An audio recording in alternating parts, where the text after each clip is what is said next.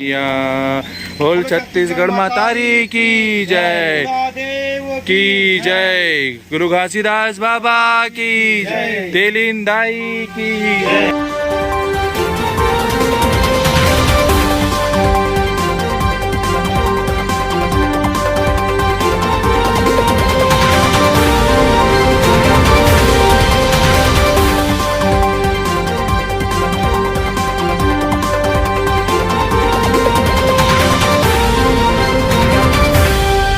छत्तीसगढ़ आज महतारी के कृपा से आज मोर घर में मोर एक नया मेहमान आए मान के चल सब हमन तो मंदिर देवाला सब जन जाथन और घूमथन और पूजा पाठ तक रहथन हम मंदिर में जा जाके। लेकिन मैं सोचे हूँ कि हमार महतारी जेमा हमन कमाथन खाथन और वहीं से हमन आगे बढ़े हैं और ओकर छत्र छाया से हमन आज मोर घर में गाड़ी आए।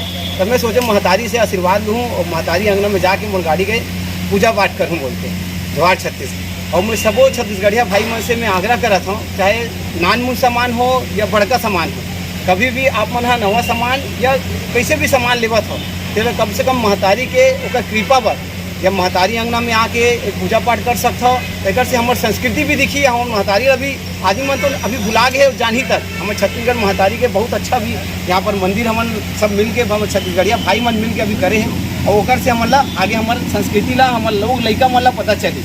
जोहार छत्तीसगढ़।